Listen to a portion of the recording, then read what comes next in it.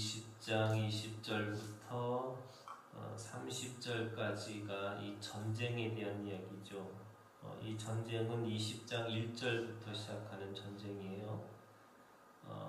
이 여호사밧이 모압 자손과 암몬 자손과 마온 사람들과 함께 연합된 그 적군들과 싸우는 그런 이야기를 기록한 말씀입니다.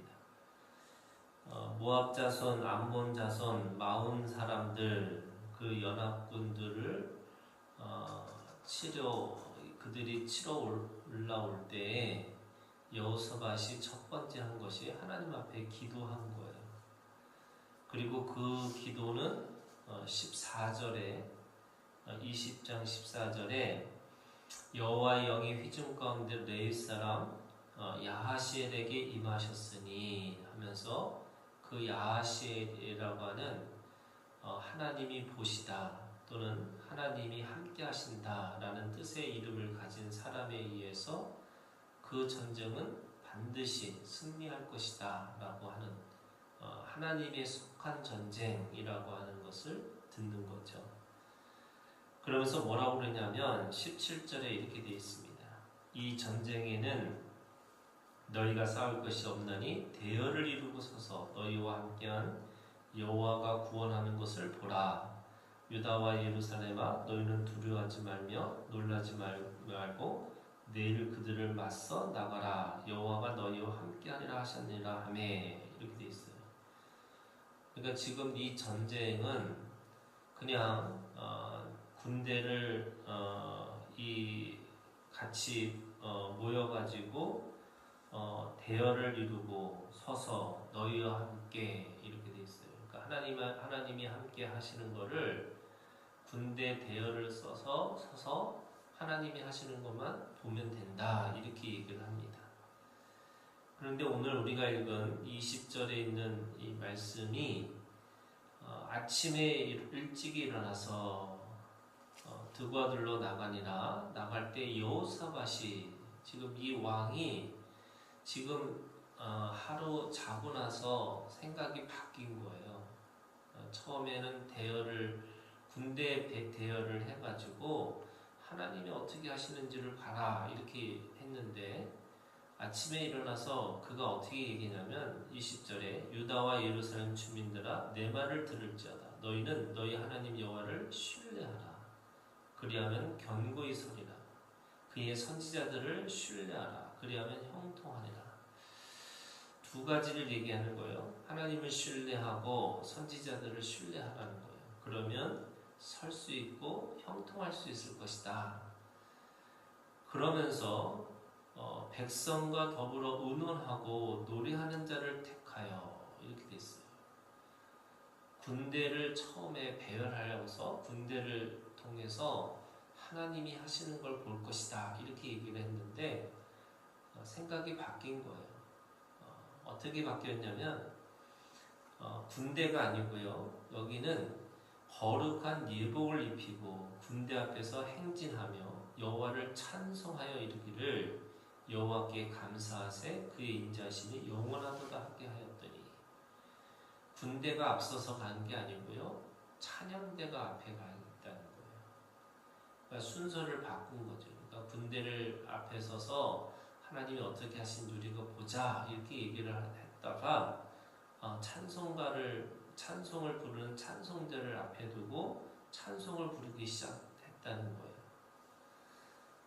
그랬더니 22절 그 노래와 찬송이 시작될 때에 여호와께서 복병을 두어 유다를 치러 온 암몬 자손과 모압과 세일산 주민들을 치게 하심으로 그들이 패하였으니 아마도 거기 그 말씀 속에는 하나가 있는 거예요. 천사들을 통해서 이렇게 얘기할 수 있죠. 하나님은 천사들을 통해서 그들을 치게 하셨다 이렇게 얘기하는 거예요. 그러면서 23절에 암몬과 모압 자손이 일어나서 세일산 주민들을 쳐서 진멸하고 세일 주민들을 멸한 후에는 그들이 서로 쳐 죽였더라. 갑자기 그 천사들에 의해서 패하고 도망치다가 자기네들끼리 함께 죽이는 사건들이 일어난 거죠. 얼마나 이 서로가 죽였냐면 24절에 유다 사람이 들방대에 이르러 그 무리를 본즉 땅에 엎드려진 시체들 뿐이요 한 사람도 피한 자가 없는지 다 몰살했다는 거예요. 다 전사하고 죽었다는 거죠. 그렇게 했더니 25절 그의 백성이 가서 적군의 물건을 탈취할세 본즉 그 가운데 재물과 의복과 보물이 많이 있으므로 각기 탈취하는데 그 물건이 너무 많아 능히 가져갈 수 없을 만큼 많으므로 사흘 동안에 거둬들였다 이렇게 얘기합니다.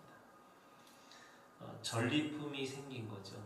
그들이 가지고 있는 재물, 의복 그리고 보물들을 다 이스라엘 백성들이 차지했다 이렇게 얘기하는 겁니다. 그리고 그들이 이 브라가 골짜기라고 얘기해요. 이 브라가라는 말이 송축하다라는 그러니까 찬송이죠.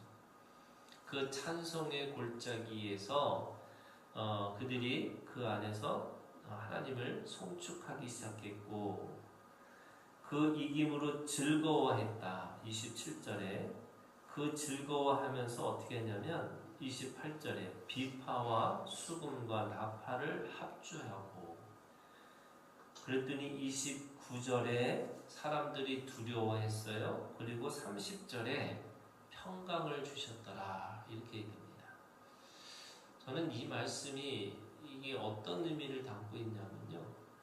우리가 제사에서 예배로 가는 과정인 거예요. 이거는 구약에서 하나님 앞에서 신약으로 가는 그러니까 예수 그리스도가 우리 가운데 오신 그 하나님을 노래하는 예배로의 전환을 이야기하고 있어요. 이 여호사밧은요. 처음에는 그래도 하나님이 하시는 것이라고 할지라도 군대를 앞서서 싸워야 되는 거 아닌가? 이렇게 생각을 했던 거예요. 그런데 생각해 보니까 하나님에 속한 전쟁이라는 거잖아요. 그러면 그 하나님에 속한 전쟁은 내가 하나님 앞에서 찬양하고 노래하는 것이지 그거를 가지고 또 싸우는 피 흘림의 싸움을 하는 게 아닌 거예요. 그래서 이게 구약의 제사는요. 내 죄를 가지고 와서 하나님 앞에 그 죄를 사해달라고 용서해달라고 하나님의 국률 앞에 서 있는 것이 구약의 제사예요. 그게 제사법이죠. 그런데 신약은 또 다른 제사를 드리는 게 아니에요.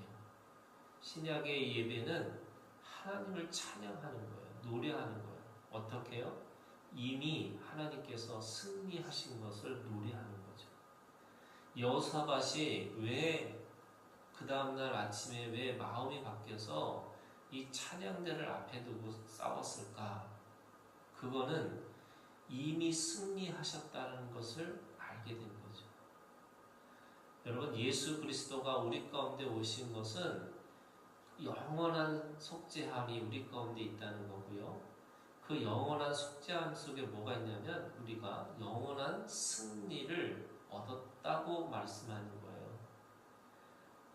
우리가 얻으러 가는 것이 아니고요. 우리가 얻는 것이 아니고요. 이미 얻었다라고 말씀하시는 거예요. 그래서 그 십자가의 죽음과 부활은 이미 우리 가운데 영원한 죄사함이 있다라고 우리에게 말씀하시는 거고 이 악한 무리들, 악한 영들이 영원한 하나님 앞에 심판 가운데 들어갔다라고 말씀하시는 거예요. 그러면 우리가 또다시 뭔가 전쟁을 하고 또다시 뭘 하는 게 아니고 하나님을 찬양하고 노래하는 예배를 드리는 거죠. 그래서 구약의 제사와 이 신약의 예배는요 180도 태도가 다른 거예요. 그런데 우리가 똑같이 옛날처럼 이 죄사함을 위한 또 다른 이 예배를 드려야지만 우리의 죄가 깨끗하게 되어지는 것처럼 제사의 태도를 가지고 예배를 드리는 것은 뭐라고 얘기를 하는 거냐면요. 지금 20절에 이 여호사밧이 말씀하는 거랑 똑같은 거예요. 여호와를 신뢰하고 선지자를 신뢰하지 않으니까 견고히 설 수도 없고 형통할 수도 없다는 거예요. 여러분, 우리가 가지고 있는 이 예배는 하나님이 이미 승리하셨다라는 것을 믿고 그 믿음으로 노래하고 앞으로 나아가는 거죠. 그러면 어떤 일이 벌어지냐? 똑같이 하나님 앞에 우리가 송축하는 자가 되면 세상에서 그 송축하는 것, 노래를 통해서 승리할 것을 기대하고 소망하는 믿음으로 들어가는 사람들에게는 두려움이 생기는 거고요. 그 노래하는 자들에게는 영원한 평강이 있다, 이렇게 말씀하고 있는 거예요. 그런 의미에서 오늘 우리가 참된 예배자가 되는 거예요. 제사 드리는 자와 같이 죄 사함을 위해서 드리는 예배가 아니고 하나님의 승리를 노래하는 그런 진정한 찬양의 송축의 예배를 드려야 된다, 이렇게 말씀하고 있는 거죠. 31절부터 21장 1절은요, 여호사밧의 그 마지막의 죽음을 기록하고 있고, 그리고 그 마지막에 일들을 기록하고 있어요. 여호사밧이 하나님 앞에 가장 좋은 왕이기도 하고 또 승리했던 진정한 예배자이기도 했지만, 그가 가지고 있는 치명적인 약점이 뭐냐면 북이스라엘의 왕들과 연합해서 하나님의 일들을 감당하려고 했던 거예요. 그게 여전히 그에게 있다고 하는 것이 뭐냐면 33절에 이렇게 얘기하고 있어요. 산당만을 철거하지 아니하였으므로 백성이 여전히 마음을 정하여 그들의 조상들이 하나님께로 돌아오지 아니하였더라. 그가 결국 마지막까지, 이게 산당이라는 게 어떤 거냐면요, 국가적이고 공식적인 것은 다 없어졌지만 이 민간 신앙들, 사람들이 만든 산당들을 끝까지 다 철저하게 지우지 못했다라는 거죠. 사람에게 흠이 있고 틈이 있는데 그 흠과 틈까지 다 하나님 앞에서 철저하게 자신의 거룩함을 지키는 삶으로 살아야 되는데 그것까지는 못했다라는 것이 지금 이 여호사밧의 믿음의 모습을 이야기를 하고 있습니다. 그래서 결국 마지막에도 이 여호사밧은 북이스라엘의 왕과 지금 다시스로 가는 배를 만들었지만 결국 실패했다, 이렇게 얘기를 하고 있는 거고요. 그럼에도 불구하고 21장 1절에 여호사밧이 그의 조상들과 함께 누우매, 이렇게 됐어요. 여러분, 구약에서는요, 우리가 하나님 앞에서 그래도 그 사람의 죽음이 이 좋은 죽음인지, 이게 하나님 앞에 온전한 죽음인지를 드러내는 하나의 구절이 있다면 그게 조상들과 함께 누우매라는 표현이에요.